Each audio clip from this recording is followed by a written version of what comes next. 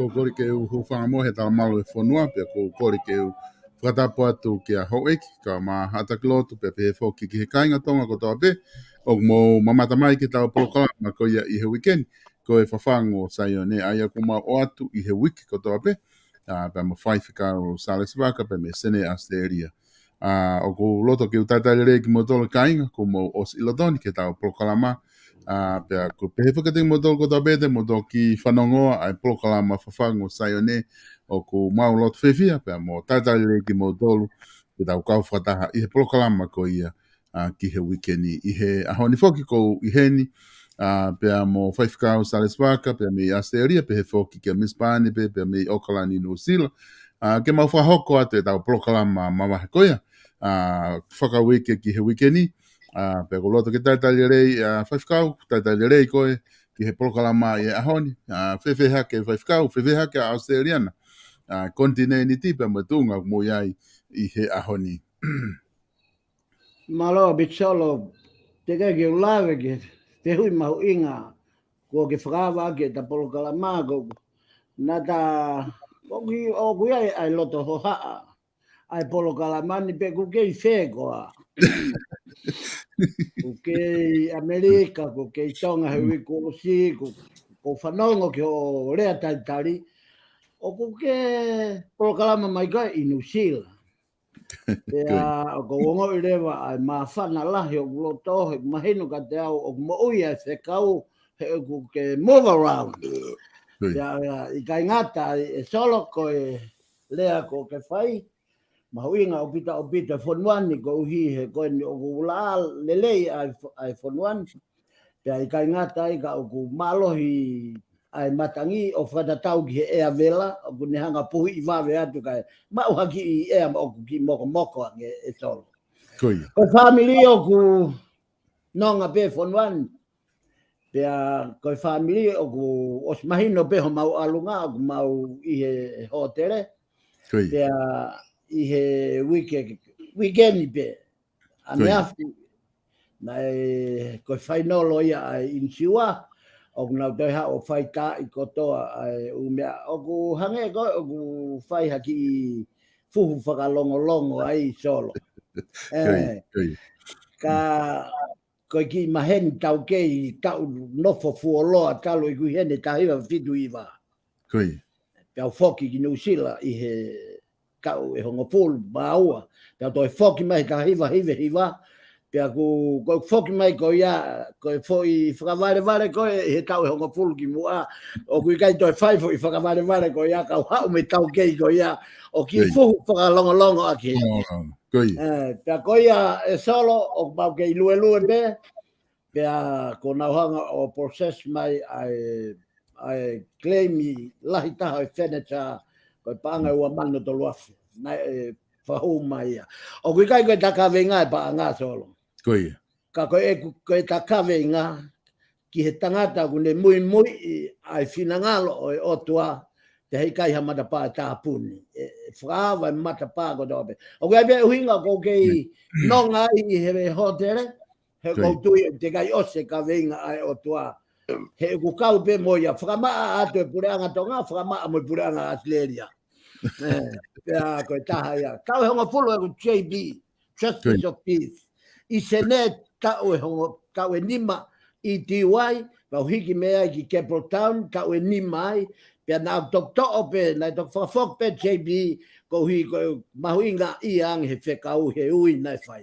Ai nā ko hiki rewa mi hen tuwanga sene, kau hiki me hen ki Gold Coast, o nofo ai pia u alu mea i ki New Zealand, to e whok ki New Zealand, to e whok mai ki sene, pia to e ui ki u alu ki Brisbane, Queensland, pia to e whok ki, to e vilo ai ki atu ki New Zealand o hao ko ia fo mai sene o hao ko no tau tu mau ko ni o ai ko ve alu ko na fai ki mua o ko e ni ke ho ko ate ve alu ko ia ka fo ke to malo bito fai ficar ko ku mone bito e ai fa matala ko ni ku ke fa hoko ai ku o ka ko lau ko me fai ficar ko ke takai holo ai alu na e fai fo ke fo lau hinga ke pe dai mi ko na ta polokalama he ko o si beto mahino ka te au ta koe wholau koe whakakato ia, koe konga lahi e wholau ia koe whakakato viso ne nā ke whakako koe hui ko osi. Nā kai ke whaha amanaki kai ka koe mea ia na e ko tau whekau e na e whakahoko, pēr ko mālo ko lava le rei ai whekau ko ia. Koe mea ni ma tokang kai mo misipani he pom he hoatani, mahino ka maua ia, ko ke whoki koe mo e futau kei ko ia na fumau he tai nimi. Ai ko masio ala tule dai nim fa fikau ke to la he tai mia to fitu ka te au go nga ke fai hole e alu holo ka to fai no fo ma o pe to fai le to ho pa anga go ni ke fai dai nimi ko nga fu sia ke go ni to ho go ni ai ko tai mi ke te au no fo ma o ko to kamata le vai ha o to pa anga go ia e solo ko to ki ha o ia ai vai ko te au da do dongi te au da e bo la ya vitu ko me be fa via vai fikau ko na ku ke I hotere pe pa ku va ben pe time ke mo foki ai ke mo no foanga ku mispane ko fe ke ta le rei ko I he polokalama I he ahon ku nga tau kau fata ahon ko lo ku tai okalani pe I no silani ke fe ha ke mispane pa ku fe ha ke fe tu o ku ke ai malo abito solo pe ko tu ko fa vita I mo fa malo ke o tua ko ya ko ki hoa mahuinga koe ni ko kau mai ai mo ki maua. Ke polokalama mahuinga o iahoni. Ko saipe ea solo ko taftonga ea mo moko. Ulo le rei mai mo laa. Ka kou maari ia I homo. Ahe taha ma e ongo tama ve alu tama katani. Mana e hanga peha o tua o miau ke uha o ke uilo I koe o ngotama ki moe o ngotama peha. Ka kou whawheta I kou ngā kono hanga e o tua ui ha o mo whewhine ke ne hanga roka I ho mo kawa. Ke ilo e wheitu o kumo manga holo. Maua e? Whawheta ia I kou ngā koe. Nā e tako nai o mi peo ke uilo ke whau whanongo koe o ngotama peha alu ki moe. O a ui o ka tama no fuma pea o ka. Ka kou whawhita ia I o hangi koe lau solo. O ke he peho tau ngahi ui. Ka koe mea ko toa pe koe ui ki ha tangata o ku pūri e a mui. Koe mea ko toa pe o whinangaro e o tua ki ai hei kai ta ofi pa hei kai ta punia a tangata. O ka pau o ha mea o whinangaro ki ai o tua. Ka kou whawhita ia I ke o tua, koe tau wausia polokalama mauinga koe nita koe whawhoki atu ka tingo a maro tau. Malo pito e Bispan. I he whaifkau i he ngahi polokalama koe ni ko tau whahoko mai. Talo me he tau ko o sio hauna e me mei whawhalala pe nofo ai rito o e ngahi polokalama ni i he mao whakahape koe visone koe ia ko whoke he lau maari e ke tau hanga o atu o whakafou atu i he ange koe na ke whaatala noa ke ai o whakafou atu i he whafangu ko ia na e lea ai whafangu ko ia whafangu SAIONE e wepikau ko ngahi visone ko ia na tau tala noa tato ke ngahi visone ke mehi kamata anga pe polokalama o a o mai ki ahone o mai ki ta polokalama ko osi pe ko ngahi whakau ko tau tala noa ke ai o osi ai ngahi mea lahi ia ko tau o sio mata tau tau ki ai ko osi ai ngahi mea lahi ia ku hoko angai ko ngahi visone ko tau tala noa ke ai i he na tau polokalama kai bea mo mispane pe he foki na ke whakau ko ne malolo atu i he tau polokalama ko he pore o tau ko osi na tau tala noa ai ki he ko tsunami pe mo e afi pe mo hafua na hoko pe e kai ke fufu holo ai me taim tau tala noa ai hoko ko ngai visone ke ka ba fa mana tu i pe ia whakau ka ma mispane e he kainga ko e ko na mui i he polokalama whafango SAIONE tena mana tu i pena ngai visone na ngai visone mari na fai tala no okay ki he fili fare area ko ni na fai he wa ta pe ke fili pe tau lue mai ne ngona kai ke hoko ta ko e hoko pe ia i he fili si ko ni e fai ka o maka tu unga e whakau ko ni ko ngana ta tala no foki ki he pulelelei he ta foki mai ko ia ki he ngai polokalama e ua ki mui whakalelei lo tu pe guai whakau he ahoni ke tau foki mua ki he lau ko e wholawholapa ke te mahino ange ai whuirea kon ke mau whakaha pa mai visone ko ingaha ke lau ke tau ke mui lerei kakai munginau tō nau mui he polokalama i he makatu unga lerei pe mo mahino polokola ai uhinga ngea ko ni pe whuirea pe whuirea taha ka una uhinga pe taha ko whuirea te tau pe ko ngā ke mahino lerei whuirea ko ni pe mo no ngā ue a ki ko ia he tau polokalama ko ni whafango SAIONE whakau ka te utuku atu ke te koe Ia malo bito solo pa ko whakawheta i he tamai pe mo alo me lau maari man on ko higo ne hanga whakalao ai tau whemo kina ki ngai mea ke ka tau unu mai o whai whahoko ai polokalama ko ni ko polokalama mau inga ko no whakamama o e kakai ko toa pe i maman o kai ko tonga pe i maman pea te kai ke lave ki ai ko tomu a hange ha po koncheti o ku kau pui i kai teu e kau whaiwa me i loto. Koi. Pea ku hanga lewa he puna ke o tatala ai foi whakau koe ni. I he tohi himi a Dr. Moltoni, i he himi ni manoa ua, o kui ai foi ngahi vesi ai e wha, pea koe vesi ulu aki pe te tau to oko hiko e tau taimi. Ai au pehe. O ku ilo he tamai. O ku pori ai amui, koe ofa ai otua. Ko ia pe kuone tu ni, ke u wha atu mua. O aluatu he po uli, he kumi hawhanua. Te utuku pe ki ai, o fie maari e pe ke ilo. Tu unga ofi mai, o ku ilo e ku tamai. Whakatonga ai foi whau. Koe whau, koe mea o koe matai koloa o ku puria. I kai koia tolo. Ka koe tau mea o ku whai, ko hono kumi, pia tau, o pehe tau nofo he mama, koe mi o wha holo, i he po uri lahi. Sai, koe foi whakamama pe ia me toho pui kai kamata polokalama. Sai, tau whoki mai ke fo i lea koe ha ai lau ai tohi tapu, ke fo i lea koe mau whakaha, pe koe visone. O ku ki namo ange ai mau whakaha. Tau pehe tau toko namo, fe unga pea mono whangi ika ke au kawai, pe mohono whahinga tō. Koe tau toko ke loloto, te au tau aulewa tau tolu ki he mooni tefto i uhinga oi loto. Koe loto o ku fou whakavisione me whekau ai otua. O ku kai fou mai he ata mai. Koe misi o ku fou mai a me he ata mai.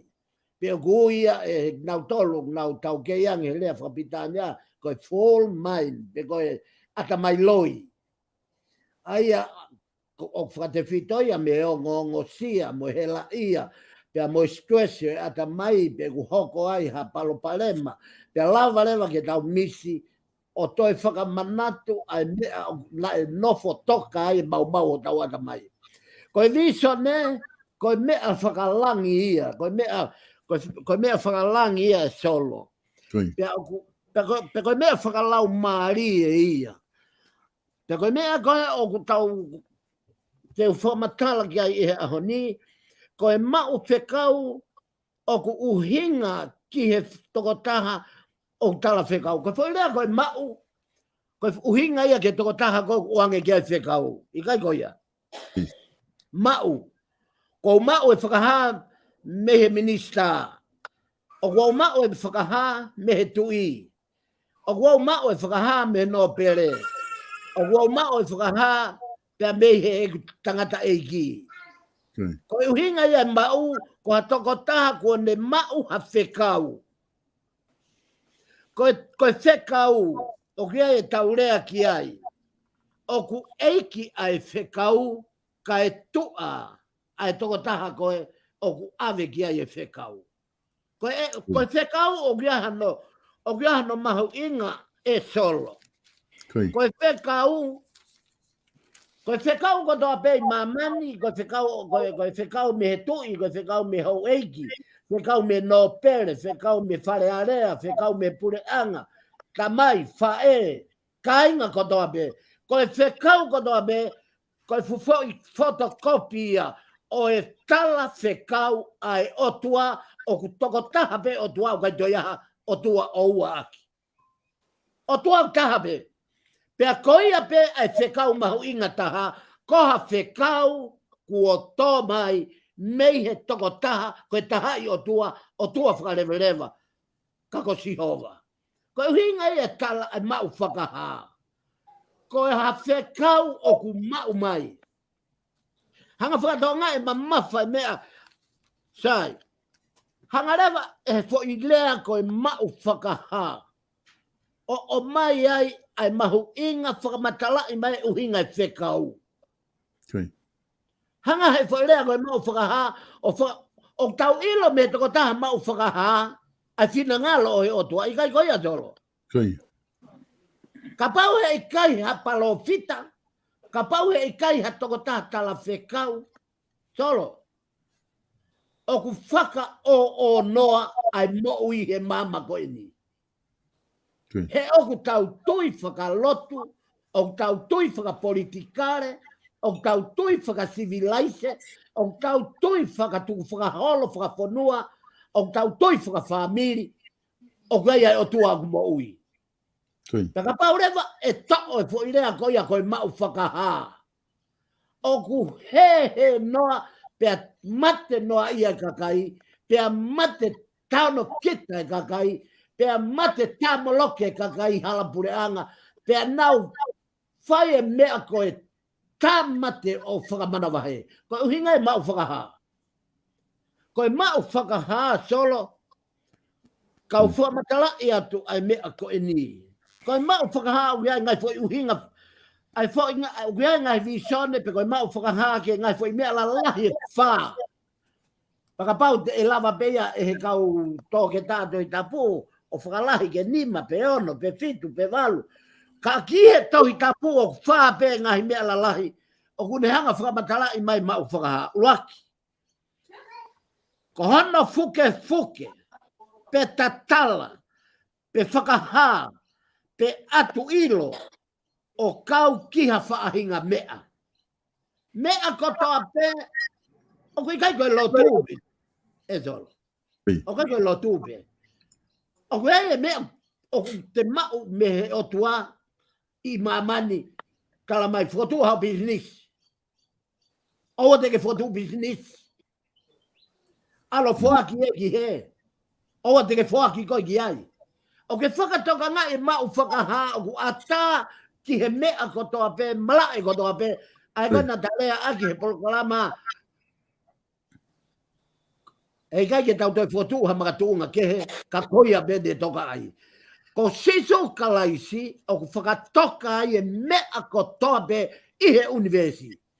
O au pe ke family whakatoka ia siso. O au pe ke o bisinisi whakatoka ia siso. O au pe ke o wharearea whakatoka ia siso.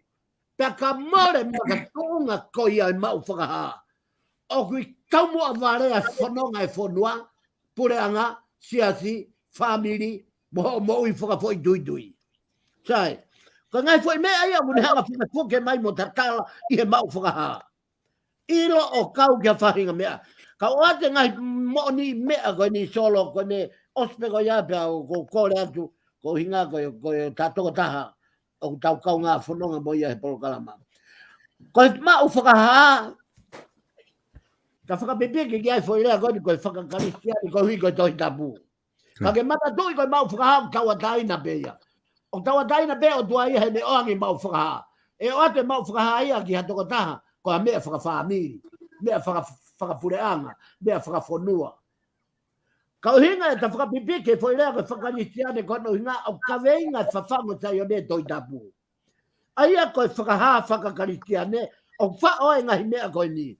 O kui ai whaahinga e wha, waki. Koe hanga he o tua whakaha i maia i a te ia pe. Ke tui ia jol.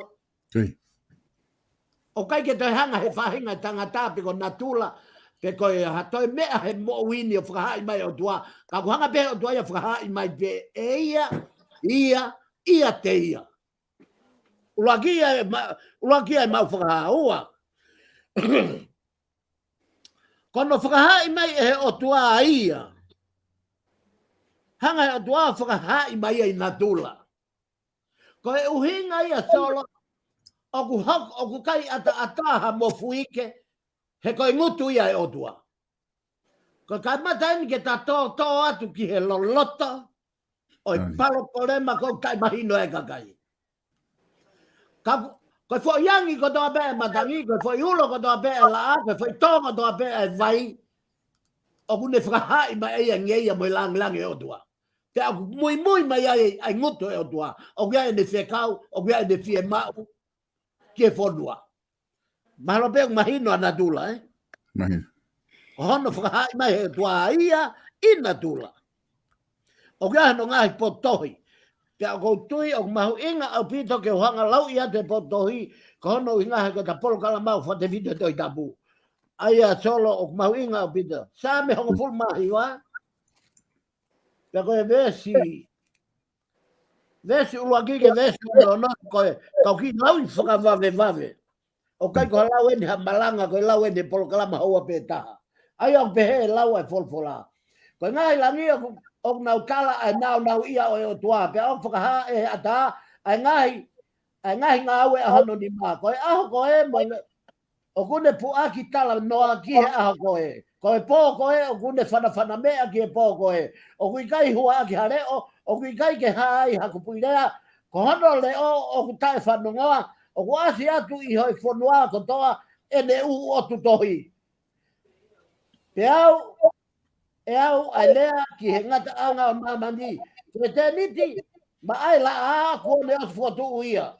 O kone hange ia, ko ha e ki ta ane o teo ke humai mi hono loki. O kone fia, o hange ha teo pue a ha tangata malohi. O ke ves whakao si, ka mei he tanu pou o langi. O ku whai e ne aluatu a ana, pea o ku wau ki he takatakai o e potu e taha. Oku i kai ha mea e lilo, whanonga solo. Oku i kai ha mea e lilo i hono mawhana, mo hono mawhai. Solo. Mari. Koe ta whainga ni ke toho mai, ke mahino ki he tonga, oku i kai kai ai hao poini e taha, ke whakauhinga. Tau whakaongo ki he otua, kai hanga he otua whakamatala i mai ia te ia pe. Ua, o kune lea mai, o kune hā mai, ai otua i natula, ai ne o tau tala noa ki ai. Pe kono tolu lewa e solo. Kono whakahai mai e o tua ia.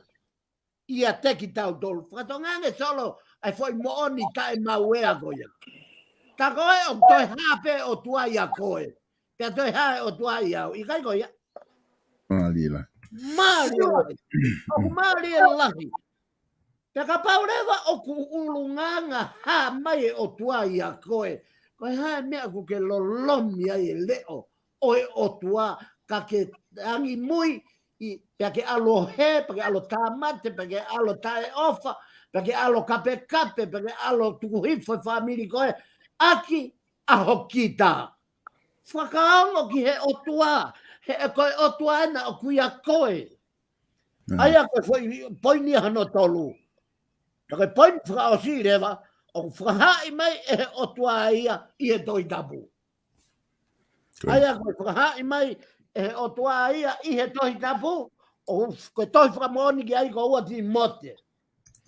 Whakatonga ia ki ko ua ti mote, pa koe vahe hono tolu, pe koe vesta hono, moe tohi vesta tolu, pe moe vesi tahano moe tafitu, vesta tahano moe tafitu. O kune hangai o mai ai foi. Koe potu tohi ko toa pe, kune os whakamana wa, me he toi tapu. Ke whaka ilohala, ke whaiakonaki, ke whakatokanga, sio koe ke ataha mo ui ai tangata me iai. O mai e whakatokanga, o ate ke whai e, me toi tapu. O mai e whakama oni e tau mo ui, me toi tapu. O mai ai whakatokanga, o ate ke rea aki e me koia. Koe ha, koe whehu i rewa e ta polokalama. Koe ha koe mea kei tai mahino e mau whakaha. Koe ha koe kei tai mahino e visione. Koe foi poini e wha, te fito ai e tari. Oi foi whehui, moi foi kawenga e ta polokalama ki e mau whakaha te koe visione. Ka whawoki atolo. Malo apito, fai whakau pe ko tui ko taha ini ha whakamatala mahu inga apito. O kukihanga o maita tu fito ki ono whakamatala i koe ia mau whakaha. Mangahi poini wha la lahi koe ni. Ta koe o ku ia te tau tolu pe, malawa le rei pe ki te tau tolu. Ai mau whakaha ia o hange koe ia. O kuke tala noa ke whai whakau. Ka te utoku whoki mai ka te koe. Ka o ki onge moe whai ngamaari e koe ni ka mispani. Ko ilo i pe ku iai e viso ni mahu inga apito. Na o ku loto mispani ke te whakamanato mai ka te tau tolu whiunga ia. Mo tala noa ko ia ku tau whaihinga. Ia honi, mispani te ufoki atu ke te koe, pia mo viso ni ko ia. O ku ke loto ke whahai mai ko e whekau mahu inga ia. O ku whia mau ke te whakamanato ki o tau kainga. Sai ko whawhitai ke o tua solo kai umai whai si kau ko ngā koe whai ngā mari e koe ni. Hamne koe kawinga o ku mo whakatu ke whai ai e tala noa. Pea o ko whawhitai lahi ke o tua e solo kai umai whai si kau. Koe talo pea me he visone na whahino hino e o tua ai na aku tala noa ki ai. Me he kamata anga o e polokalama. E solo ka maa whai kau. O ku kei tatangi pe whekau ko ia i hok te ringa he aoni, o te kei ki mato o ia me hok te ringa, mo ata mai, mo lau mari e. O ku kei he aki pe, o ku kei whakamanatu pe e otua. Ai whekau na e tala, ki he laka whakahaatu i. Ka pau te mo whakatoka ngā i a longoa a he aho ni. O pui kai ko longoa ai a koe ni ko longoa a whakapolitikare ko pe ko longoa a i ta whake lotu. O ku fu alo e taimi ia mo e tau sio ki tau tolu ki he toe matolu ange ai mea koe o tau tui tai toe vei ua koe uhinga ia na whahinoi noa e otua. Ai paro parema na whaino hino koe pia me visone koe ni me laka whakahatu i. Ai ana ka mata mea tupo ni mai ai longo a. Pia hoko mai ki a powono na e whakamahino e he visone na i kaito lawa e mawhai o tu i ke ne whakama opo e tau mui mui. Kui. Tana nau takitaha whai pēne me. Whainga te tui, ke nau mau, ke nau wawonga tā. O ku nau takitaha whai pēne me, o ku kai whai e nau tolo ki na ngalo e tui. Kui. Pea whakafufunga i mai pēne mea Queensa lote ko no tui fitu ia. Manato o te eki tawau tau kia fitu. Kui. Ki haere mai a Queensa lote, ka une teke mai e fusari o te porio, pa ko mamata atu ki fofonga o Queensa lote o kune tupu tamati. O ku mahina pea o ku mama he ahoni, ai ngahi whainga taa kotoa behi loto i he pureanga. Kui. Kono hina whaino hino ai, e he lau maria o tua. O kui kai ko au. Ko e lau maria o tua na e takina ia te au o whahama ia e visone. Ko e ulongo ko toa e au ni, pena e omi ai solo, ai whekau mamafa ko e ni, na osi le a. Ko e pau ke whakatomala.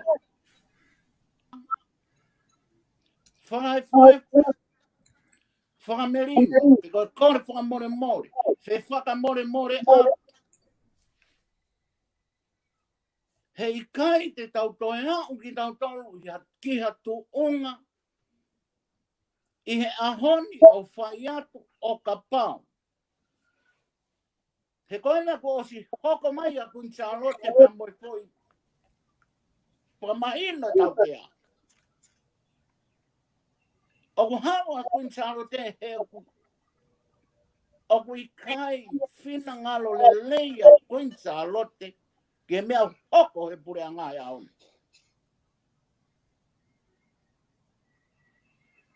Pia ko hono paro pare mai na ku sao vea Queensa lote ko sari ot porio. Tonga. Mau a. Whimau ki tau a. O kui whē kau taki lotu he ahon. O kui whē kau taki lotu he ahon. Solo kau lawe e mea koe ni he ope he ahon ke mahima. Mao. He koe whekau me he lau maari e. Koe whakamanatu o pau ono. Koe whatongi o hai kene whakamanatu a pau ono. E kei atu ke whanua. Koe whatongi a Palestini. Te koe whaifekau whakatu i na e ui ke alu ki he pureanga. Kono whatongi a ia ke uki ai tuku whanua mo whakamanatu kona. He oku hoko ai ui he toko taha kona, o mea kotoa kona kuhina i e longoa ai whanua. O mawai ua i e whanua he hon. Ka pau, nā koe lea kona koe uki ai tuku whanua mo whakamanatu kona e Palestini o e siasi. Ko hai e toi rea ke Palestini. Ka o kui whē Palestini. O kui kai hawa o whai no whatongi a. Kono hinga i a nai huai. Ki he tawha ke tui. Ka pau, ko whakamanatu whakapureanga. Whatongi a Palestini.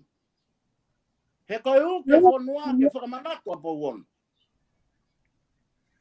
No fue kau whai whekau ke na ui. Ka pau o kui kai whai. E he Palestini. Totonu e whai e he pātere. O i katolika. Peka pau e kai whai e pātere. Whai e Palestini e se astonga. No fue kau taki o totonu ke na uoki a umea whawhanua koe ni. Mo manat koe tokotaha koe ni. Na o toko ki toa e he whai whekau. Palestini ho nau siasi. Pe koe ne tuku ki toa tō taha ko ia, utika ke vete fui whakapona ko ia mi Palestini ko ia. Ko e uri e mata vai, e uri loto e vai, e uri e mui vai. O staimi ke a tonga, he ahon. He ko longa, he ahoni ko longa, I he wango tawhaaki ko na e ua. O longa, ko nou I ngā.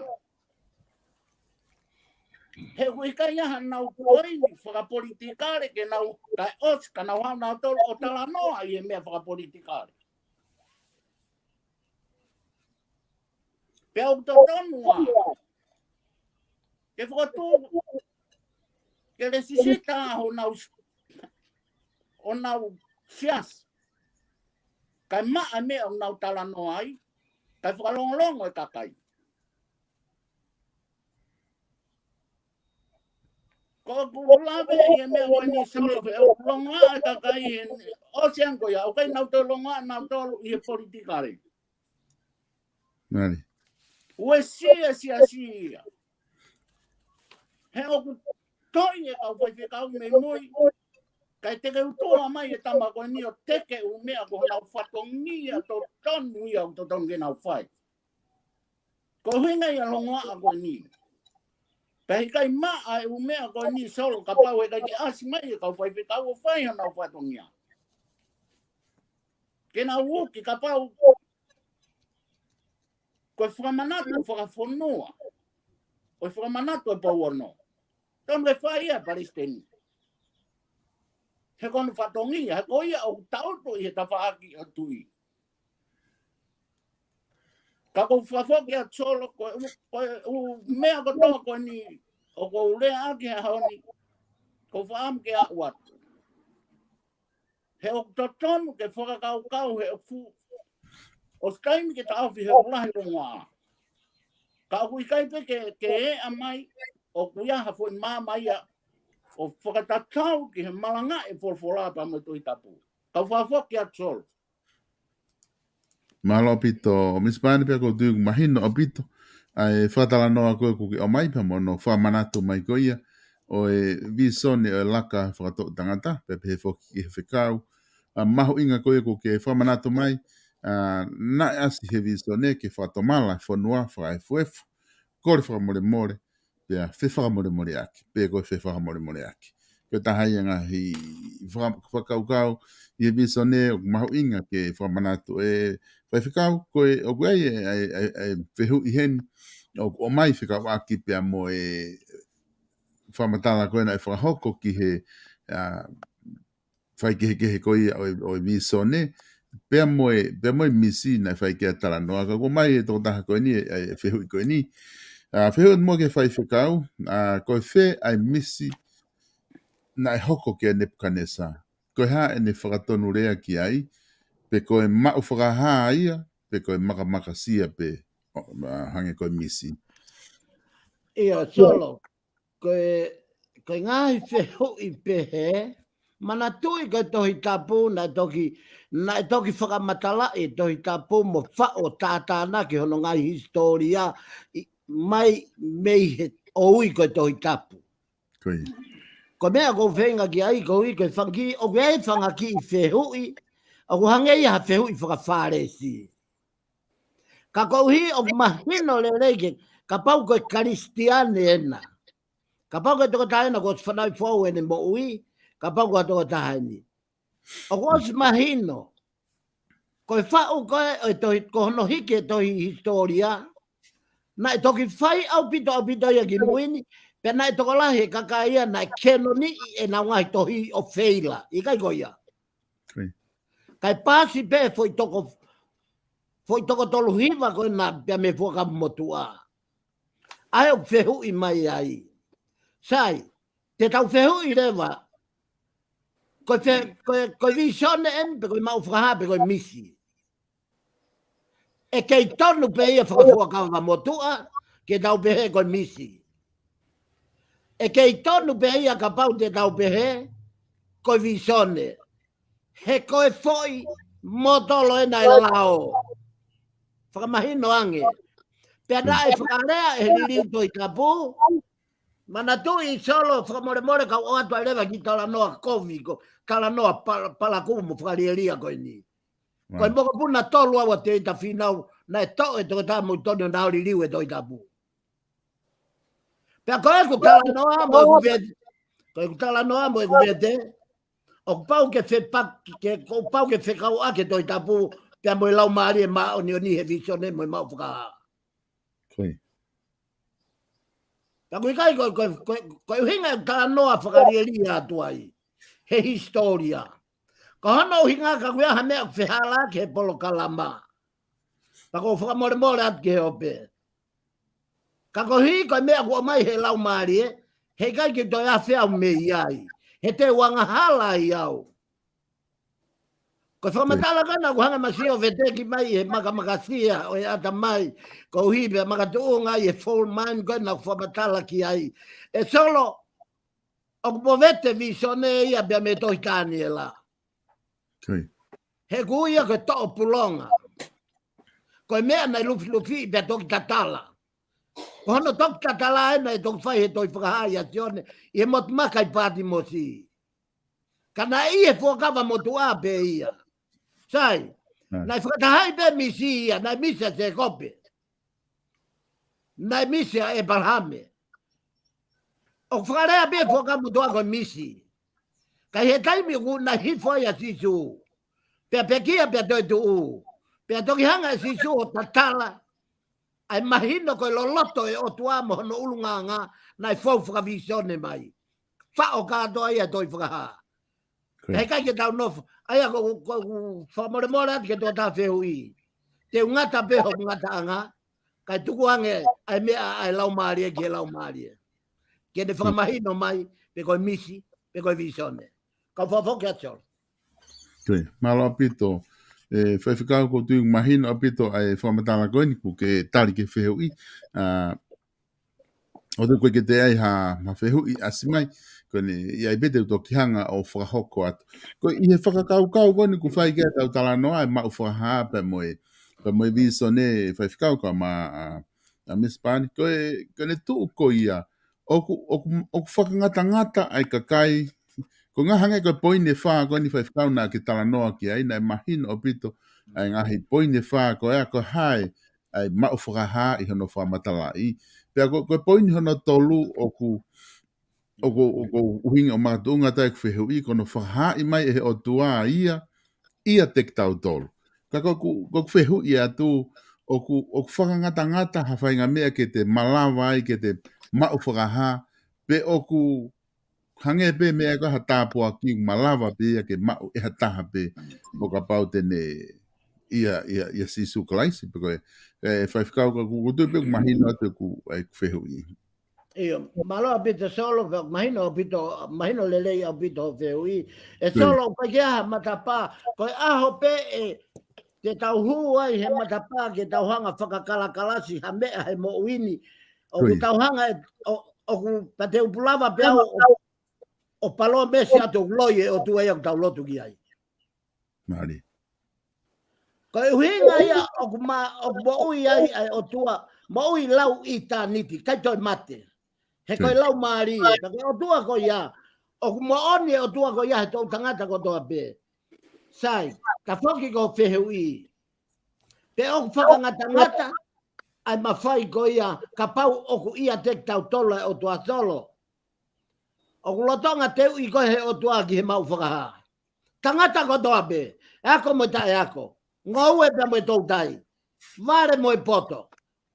Ma oni mo tae ma oni. O ku atae kif ai o tua ki hataha pe. Ka o whakate fito ai ene asi mai meiha toko taha me lea koe a sisu koe ne malanga he mo ngā ia mātiu vai nima mesvalu. Monu ia nau tolo loto maa. He te nau mamata ki he o tua, mo whanongo ki he o tua, ka nau rea ake mea ai o tua, ka nau whakahai mea ai o tua. Whakate whita me he maa e loto. Ko e palo po lema lahi taha lotu ai ka kaitonga. O ko sia no rea ona. O ko mate be tonga he tonga. Whakatonga ngā iange. Ko e tangata ui ko toa be e o tua. Nai kai whiri mi hono ata mai. Nai kai ke whiri mi he poto kune mau. Hono ata mai. Ka koe ui tangata e o tua o ku ui ki loto. Aina ne ui aki koe a te vida. Ha mai e whakatehi nā he sino lahi. Ha mai he talavou. Ha mai he paha paha.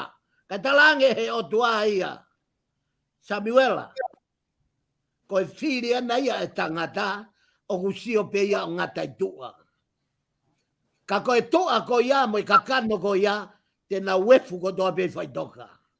Koe sio ai o tua ki he loto. Aluatu pe sio ai o tua ia taaki mai ho tau kofua mo tau mafu o huki loto taloni i he otu i he loto. Ilo me ia e tangata koe o kia i hono loto. E solo ta koe mea lele i he lotu ai loto lahi, Lahi, koi. Ta koe mea palaku he te volo ai loto lahi. O ke whakatoka ngai, koe ta tala noen, te ta lue pe moe foi mawhai whakate volo, pe moe foi mawhai e o tua, pe hanga pe ilo pe he karistiane, ai ta whaaki o kutu uai. Mamala. Ka kune ilo pe ia malanga mo tai whakamore more, o ta koa uia ko ke i he te volo, te uki unu ke ta whaaki ai o tua. Koe kamata ni ke ta lue ot ki he loloto mo mana e toi tapu, o whakatatau ki he mea, o fie mau he polokalama mo e otua, fie tap mo e otua. Fie mau he otua no ngeia, mono langi, ke oua e tautolo aki e maman. Solo ko me itaria e fehu i peikai. Maria bito e fikau. Umahino bito e whamatala ko ke whai. Miss Mane kua hao tāna ki mai ki he tā noa koni ku tau whahoko ki he mau whahaa pe mo e visone. I o kou whamaloa tu solo. O kou tui au solo. Koe mea whainga taa fok solo. Ke te lawa, ke te hanga mui. Ko te tok whakamo oni ke tang ke he umea, koe ni hange koe mea ko whaalawe i he tau nau lawe ai ki mua he tau polokalama. Ko tau whatongia ke tala whekau. Omi e o tua, pe koe lau maria o tua e whekau, pea te tala, o ka pau o ku te tui. Ko taimi koe o ku te tui ai, ko pau ke te rea aki, ko pau ke te whamatala visone. Ko te whakamatala os. O kui kai ko kita ia te o atu e whakamoni. Ko lau maria o tua, e hauia o mai ai whakamoni. Tene whakamoni he mate. Tene whakamoni he afu. Tene whakamoni mai he tsunami. Ko o kari ko toa ia ki he visone. O tau whatongia tala ki mua. Solo kau whamore. Kau he aki he mea koe ni ke whatata aki. Koe whai putu e tolu koe ni i he whamiri ki mua. Nai o skala ia whavisone ia ki au. Pena ako si vahe, pena ako skala ai au ke whamiri. Toki hao i ki mui. Kana o whakahino hino e o tua. Pea urea aki, pea whamatala kana o tolu. Pena o tō whamoni pe he au nai hokoi. Oku mo oni ai visone. Ko whaamu ke whanongo e o pe. Ko visone oku mo oni. Ka kurea o tuaha mea, whamatala, tala. He koe taimi koe te ke tala ai. Ko ne hoko mai, oku hoko ia, ko no whakaloto lahi i koe, whakalahi ho tui, pe whakamahino ka ko he koe mea ko toa peu, whakaha e toi tapu, kua pau ke hoko mai, e tuai mai, pe vave mai, ka kua pau ke hoko mai. Koe a kutari nou solo ki Koe. Malo bito, Miss Pan pe ku mahino bito ai whakatala noa koni ku tau whai pia, whamawhana, whaifkau. Ko tuunga taha i he tau tala noa koni ki he whamawhaha, whaifkau pa mo visone. Oku ai whake ni ihu nau pehe e nau toluia, Ko taimi ko tau tala no ai ma o visone pe aku. Hangere vai aku tau fu ko taha ko ne tala no aku ne ma o hafainga visone. Ko to taha ko aku fie ma o ke ma tu aki ma oni a pito to taha e ko ia. O to tonu na e fainga faka uhinga me fainga faka kau ko ni five kau. E solo ko taha ia foi kau whakate volo lahi. Ko ia. Ke tai mea ko huma e te volo ia he mea e otua. Sai, kono whakamoni, a koe mea mau inga he ko whare ho poko evidence. Fie mau e ai whakamoni. Tala mai angepe ko hai hataha i mamani e maa oni lolo tonga o kune kei sino kakano. Mari. Whakatoka nga i ange. I e whakamatala e tau si ope, ope he e si ope, koe tangata ia nei whepaki mo e mamahi taha o mamani. Hena e whakaauha e ne whanau, whakaauha e ne koloa, whakaauha o au whoki ki he hono ofa a ngā e nei kore ange ia ke rea kovi ke otua. Koe ne au ia, koe ne motu ia koe e mea koe whakawhepaki. Whakatoka nga i ange fwoi maa ni one a si ope, tange si ope kai. Na e tau hau telefua. Peko poki tau fok telefua. E hangarewa si ope tō me ene tohi i he mai whaua vesi ulua ki. Tako eni o kou tuu i he ko e li, peko e ko e ni. Tuu i he mawhai. Peko e ku tuu ko ia koe funga o e efu, mo e efu. Hei kai te ulava au, neongo kou tuu he efu whaitoka. Hei kai te ulava au o mātaa eloha ka ua kua auha hoku kakanoni. Tau ku toki mātaa e ngeia langi mo e whaka ofa he i he taimi koe ku more ai e fusino koe ni palaku koe ni o tau tui holo pore ai. Ko uhinga ia solo tau rea kovi i ai kakai. Ka ke whakatonga e polokalamani, ulaki whakatoka ngā peke loka pia me he teknolosia. Aki ai rea kovi, kariha rea kovi, tuku hifo ha kakai, mea peia nei whakatokanga, tau whakatokanga, ki mua pia lere polokalamani. Tuku hange pe kakai ke naurea mai. He kuhoko e naurea mai, o kuhange ia koe mea tolo ona koe Australia. Nau ngawe aki koe, nau tolongi pe patoe, a vilo pe me aia foki mai pike toko tānan tolongi. O ku pe he whaka a visione, moi mau whakaha. Ka ku te tolongi visione, tokanga he, toi vilo pe ia he kai aluia tau e kama koe, o ke tāketi ki ai. Ko vilo he e koe ia, koe ki mea tolo koe ia i Australiani, kono uhinga koe o tua ia. Ia toka uhinga koe e motuani. Ko ala peke ke tolongi hataha, toka ngai he kwe to ope koe o tua tolongi ak tōtā koe ia, pe toi vilo pe ia ha o tau ia koe. Mahino tolo Koe, mahino pita. Koe uhinga ia koe pea toai koe maa oni tolo. Koe visone mo mau whakaha, katari e visone mo mau whakaha. Ke maa oni, ke tau moui maa oni solo, talamai angepe ko hei e ilo he vani. No one, ka kia hata hei a mau he vani. Ko uhinga ia na pehea si suhe ne hoko mai. Ko hoku pure anga. E otumua e kau whea waki e otumua. Ko hana uhinga ha. Ke tā puni o tau ngutu e tau rea ke kau. Ke kakai ang hala. Ko e mea ke tau whai ke tau ofa ki ai. Ka tau whenga i ke ririu e ne mo ui. Ka koe halanga visone. Pea moe mau whakaha. O kui kai koe na tula i o tangata maa oni. O hange koe ngai whetolo aki koe na whai he ope. Ke pehe kui ai kau wanga hala, kui ai kau maa oni. Tala mai ange pe ko hai ha maa oni. I ho mou family. Na tupo ake pe au he kui anga hala, na whanau i eia kamai anga hala, pe ne whanau i eia au koe anga hala. Pe te mau kei ha koe anga hala pe. Ka e oua, ua hoko mai e o tua. O whakaauha. Whakamaa, ai ang hala. Pe a ui e tō taha ko ia. Pe a kui tangata e o tua ia, o kui ia me kau tuaksi, o kui ia ko paula ena. Ko whakatanga mahino taha ia. Alo kore ka anasi, ke tuange mai ke huu alo whakauha, ke whai maha toi whangofua ngai whare lotu. Ke huu ki ai o whakamamahi e kau ki lotu fōu koe ni o kui koe lotu whakaristiane. Pea te o atu e tohi he taula e ki. Pea te kia ke au ia ki he whare lotu. ano hapo beia I he mata koloko ia o tā masikusi. Kaila taula hene loto lahi. Ko hai o tā, whanongi he tari, ko au titu. Ko hai o ki whakatanga ia iau. Whakatonga ngai e ka urea koe ne ahone toi tapu. Tuku aha no lohi aki e ka kai ake toi tapu. Whauke o lau e toi tapu ke mahino, whakauhinga I ke tonu, pa ke toki hanga o whakamatala I toi tapu. Ko e ofa ai o tua o ki tangata ko toa pe solo. O kai ke moui maa oni oni, o kai moui maa oni oni. A po a lukau, o kai ke moui maa oni oni a penhini. A koe kakai, o nau whenga ke whakamā oni oni e nau moui. Kai lava ke mama mai e o tua mo no iwi. O mai e whekau ke nau hanga whakahoko.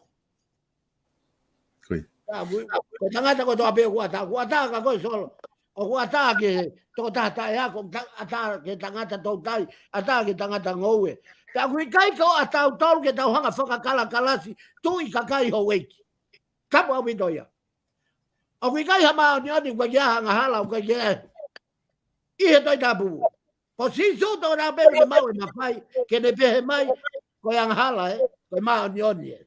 Kau tau tatau ko tō pe, ko e whanau ki tau tolu, ai o tua mafi. I he laini pētaha, sea pētaha, le volo pētaha. Kau whawhoka tso. Malo pito whaifkau, Miss Mani, ko ngā ko tau taimi, te uatu ka te koe ke whama apo mai, mo ai beha tānak, pia ke whama apo mai e bea, ki mua ke tā whoki ke whaifkau, ke ne toki whama apo e tau proklama koe ahoni. Sai ko whawhetai, ko whamaloa pito solo, ko uia koe whainga maari ko tau mao e ahoni ke whai mi ai talanoa he aho koe ni whikau aki mo ka weinga mawinga koe ni tau tā talanoa ki ai. Ko loto beau solo ke to mai ai same hiwango fulu mawhitu he vesi wa me vesi tolu.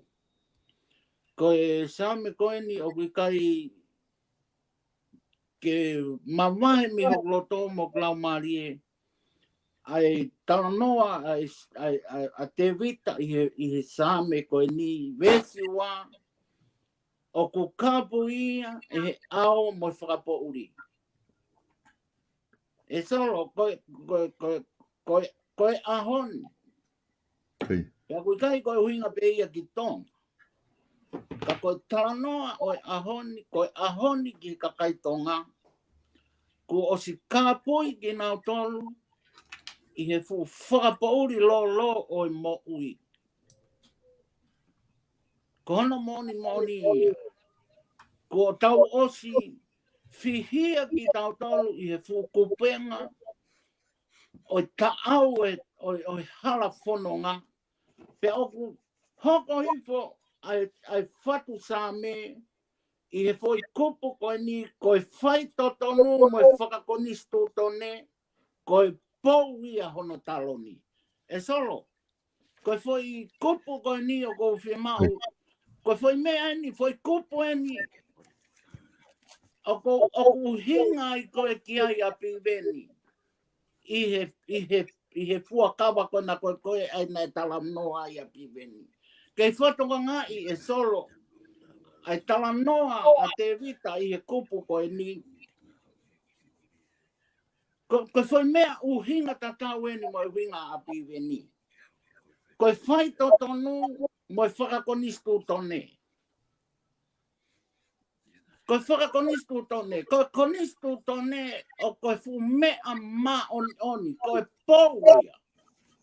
O taloni o tua ai konistu tone. Ai o kuhinga koe kia I api veni.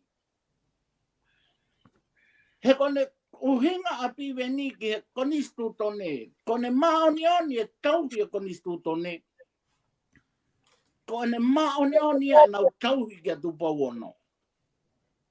Whatonga I ke talanoa ai same. He koe tohi tapu, koe konistu tone, koe whakakaukau, koe sino ia e otua, koe atamai ia e otua, koe laumari ia e otua. He kai mama o e mea ko toa bebe me he otua. Me he tohi tapu he koe otua ia. Pekapau te mau whakatoka ngā i ngahi uhinga mo ngahi mea o tala noa ki ai e tamai o iko ni. Oku uhinga, pe oku mahino ia ki a te tau tolu, ai whakakaukau mo u mea o tala noa ai e tamai o iko ni. Ko piwen. Kai mea pango e solo he oku o malo yang e whiri pa mo whakawhepaki mo u mea ko ia ai o uhinga ki ai ka tau tala noa ki ai e mahu inga ko i koe ke whakarerei e whanua whakamerino ka lawa ke tau ono ki moa i he ngā ue o tau whakaukau ke langa hake ai e whanua. He ka pau he kai ke whai ha whakarerei moha ma whakai fuefu ia. Ka kui kai ke tau amanaki ki tau tolu e solo ki hatoe ma upo ki o lunga ngā ue ai pureanga. Pea koi a kou whamalo atu ki he taha kotoa pē, tau kau whataha na wawhea mai e Polokalama e honi solo. Ma kou kore whamore more atu, ka panea ha whakaukau, ha lea, o tai wheonga, pea mo whakaukau. Koe mea kotoa pē o omi he laumarie ke hioku laumarie ke urea aki, pea koe mea ape ia. Ko whafoke atu solo, kia koe moi whaipikau. Malo a pito. Malo a pito, Miss Man. Pea ko ua te whakamari whaipikau ke whama apo mai rewa e tau Polokalama, ki mua ke tau maa wahe haon. Ia malo a pito solo, pea ko whawhitai ko hi ko ki whakamari ko ni. Pea hange pe ko mea na lawe ki ai toko ua. Ko hi ko kau whataha mo solo pea mo mispani. Ai whamore atu ki he kau whanongo o ka pau o kui kai ke ta tui ta tau, pe ku ta kauhala ta tau i he foi mahino e toi tapu. Pea o kou whakapapa i ko e solo o kui ai, ko e apiako ko ia neongo na kai ko hawa motu a ako eni. Ko e apiako ko e fisi ko e ko e apiako toi tapu ko e Pasifiki. Ko e apiako ko ni koe o koe kia hanau lao anau tolo. Koe matakari ko toa peo ko huu ki ai koe ako ke folfola o whakaata pe ia ke oange koe haa ho o tui ai he koe apiako toi tapu mo apiako ako ulunganga. Pea ko whakaofa ia he moto ai apiako. Ai a ka pau koe a siaina koe hao pe ko ngau aki ho akau kai whakasiaina. Pe ka pau koa tonga koe, pa ke hau pe koe o ilo aki aho nima. Pe ka pau koa toko taha koe ia pe a mei esia, laino si aina mo mea, ko pau pe ke kai a koe ho nima to o he ma. Pe ka pau koha paalangi koe, pe ki ngau ake huhu pe mo fok, pe koe ai huhu mo ere. Pe a i hene taua taina pehe, o kune omai ai se kaulahi koe me toi tapu solo. Ka paurewa o kuta tatau, pe kuta taha, tui taha, whakaukau taha. Pata nima taha ke ta whanonga ai. Pa ka paurewa o ku whepaki e ku tui, pe moho o tui, ko ku lea imi ke kau whanongo. Ka pau whepaki e ho tui, mo e ku tui. Aua mua te ta wherea aki. He hoko e ta wherea aki, ke toka ho ta loto, ke ne whakatupu ai ha loto tangia. Ka kou whakaam ke whakahai e ta kehe, ri mai ho nima. Ka ri ato nima, ta ta piki nima whakataha, ta ke whakaapapa i au kouhi kohotui, ka whakaapapa i kouhi kohotui. Kouhi ngai ku lawe behe solo kouhi, ko ngai ko mene te hakau aki mo ngai tui kehe. Hange koe moslemi koe mamonga. Seasi mamonga si suka se kau maani o ngai au ki mui. O kui kai ko tau lea ke tau whakapapai ka tau taaki mo tuku hifo hatiat.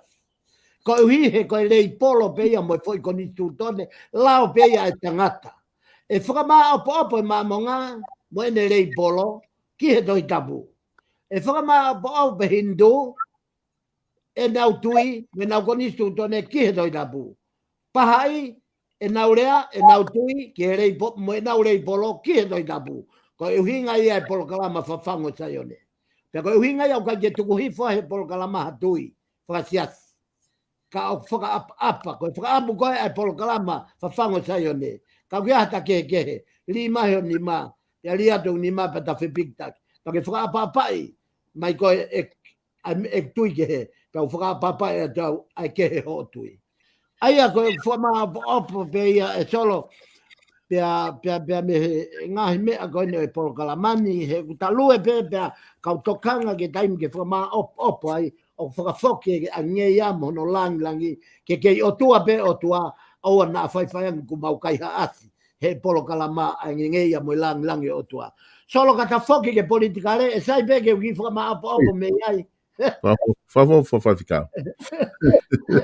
Ta foke ke politikare kono inga, ke ta mawa, ke ta alu pe toi ta pupa, ta he ai, ta tuwanga, ta whakatoko ua koe naulonga i e politikare. Sai, e solo koe, o ki kai, o kulahi e tuhu ki e whaiwhekau koe ni ko pita riki bua. Koe.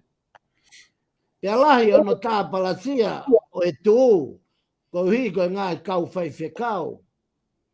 Pea lahi e tā palasia kau whaiwhekau, o unaurea me he ta whaake ai patoa, ai a kapau te tau sio ke ta whaake ai patoa, na iai kau whaiwhekau e siriana, na nau kau ai ko si motevea. Pea koe merewa ko puahia e kau whaiwhekau me nau tui, i e fo i politikare tae mahino koe ni, ai kau tae mahino. Tolo ka talato e mea koe ni. Tukuanga pita pua, tukuanga pea mo si motevea, tukuanga mo akirisi. Kau fok tau tolke kamata anga kai mama. Koe mo veu koe ni nai hoko pe ia e solo. Nai hoko pe foi mo veu ia koe ni he ta vaha ta valu wa no ke ta valu ni manoa. Koe. Koe foi taimia ni koe nai hua i koe a hono whaka tanga i koe lotu siats whakaongo. O tu oni e he tui ke tamtei e siasi wesiriana. Nai kamata ia vaha ta valu wa no ke ta valu ni manoa. Koe uhinga e palo pare mai ne kamata me iai. Koe uhinga kau misinare na hoko mai. Aina aku talatu na kulawe ahe polokalama e tahana iai e toko. Foi vaha taimi koe ne mau mo e longa a mo e vaha kovi mo e wherea aki. Ta whaake e tui. Ta whaake ai kau misinare. Aia koe kau misinare na e fihia he pare makoia. Ko William Stebbin John, ko William Lapon, ko James Egan Molden, ko George Mina, ko Sebet Watkin, Davis Willie, ka mo Henry Greenwood. Ka toa foi kau misinare ko e ni. Na nau tō whakataha ke whakahu mai e politikare ki he whonua. Whakatoka ngā iange, o kui kai ko akirisi. Ana ko se taaki ai, ka puange moi ma o ni. O nau hanga nau tolu, o taaki mai o tuku ki tua, me i hono whonua loto. Sai me ia. Ko hono i ngā he kau ia moi kau ange lo he hiva whawhetai. Kau mai a ku me i whaitoka. Ka koe huinga tala noa solo na ka mata me iai. Hu mai koe ai kau misinare, ko nau tolu nau whakahu mai politikare. Koe. O nau whakatūtū ake siasi. Mama pe whonua. Ka nau whakatūtū ake politikare. Palestini, komiti whakawai whonua, komiti whakakuata, komiti whakakolo. Pea lere ai ke kau malanga, mo kau ako malanga, mo kau lot fehui. Ko kamatanga e hu e politikare. Nai kai hu e politikare ke pure anga. Nai hu e politikare ke siasi. He kai foi misión nai nai hau mo kau misinare. Nai hau lahi ai atu bou ia. Hau lahi atu bou. Feu ngai mo hu mai koe a seiri peiga. Peko misa peka. Homa ia o kei tamasi. Homa ia misa peka, hau ia ko ia, ko e toko taha whai whekau ia. Peko ene hau ke tokoni ke kau misinare. Homa i ko ia, o whehanga hanga ia tu, ai tu ia pa mo kau misinare.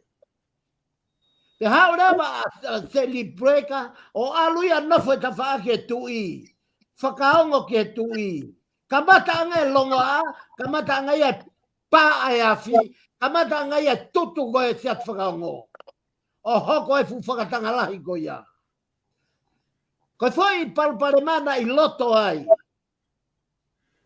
Na e tohi at whanonga hau e ngahi o ngongo koe longa atonga ki Australian he nai pure i atu ai siasu e siria na ia me Australia. Te hau e ngahi o ngongo ia pa tutuni he sinoti. Tutuni he sinoti ai siasu Uniting, o kaiko siasu Uniting, na tok whakatu e Uniting iki mui. Ai siasu e siria na i Australia ni. Ka nau tok tutuni atu ke whawhoki mai. A misa peiga.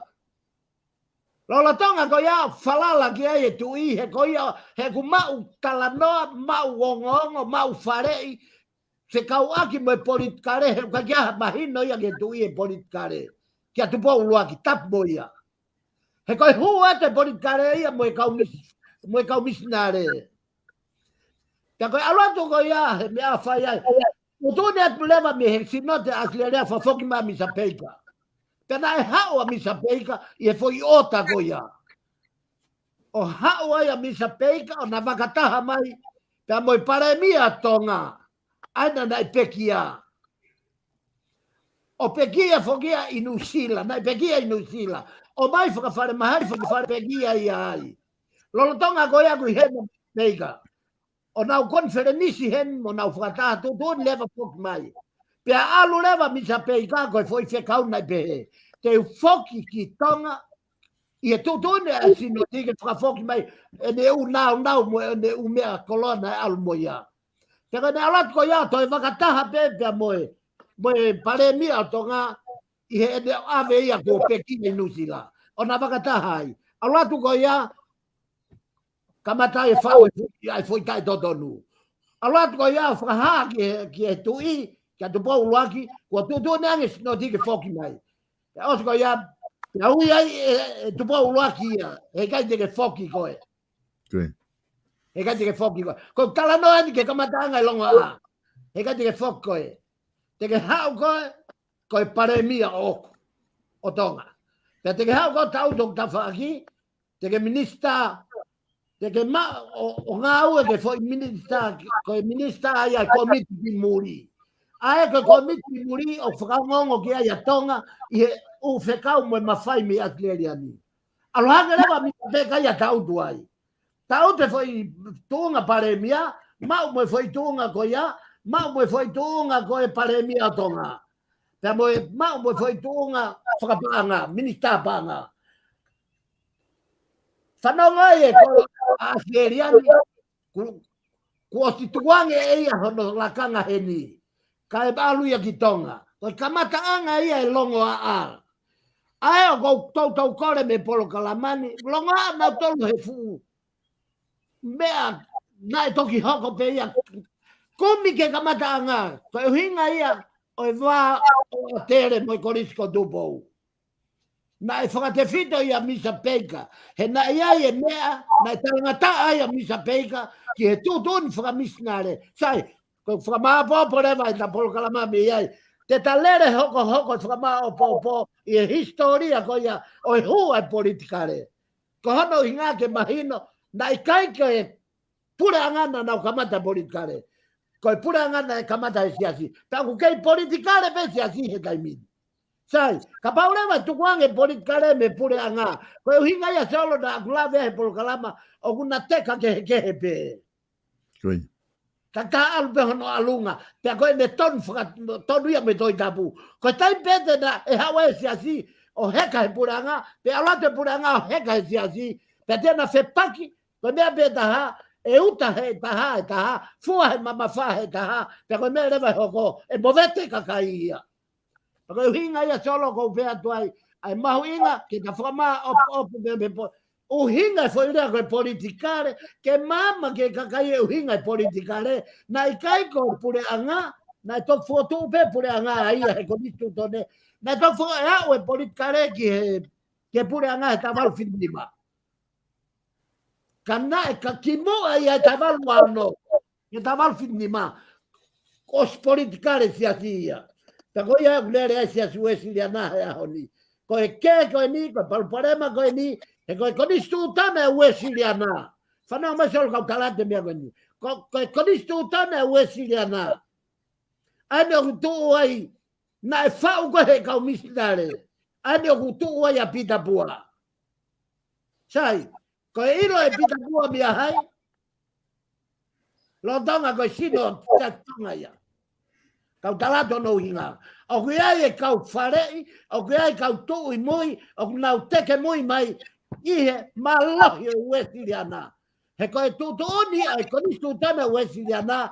He kai ha whai whekau misinare e anga whanua pe alu o kau ihe politikare. Te koe hinga ia o tō malohi ia pitapua. Maka te onga ihe o kui kai ke sino pitapua. Ka koe uhi koe koni tūtone mo lao ia ai sias Wesiliana tawa taina tonga. Ae na longa ai a tonga. Ta koe longa koe ihe taimi ko ia ni toe. Fu peau ia tau toi hake he au ni. Solo fu loa ko whawhea, ko whamaloa tika te koi he proklama, whataha ta moe si kainga ko toa peku na wafe mai e solo ki e ta polokalama ia au ni. Whamore atu, ka pau kia hea lea, ia hatui, o whepaki pa moe tau polokalama, ka whakafoki atu solo, maloa pito.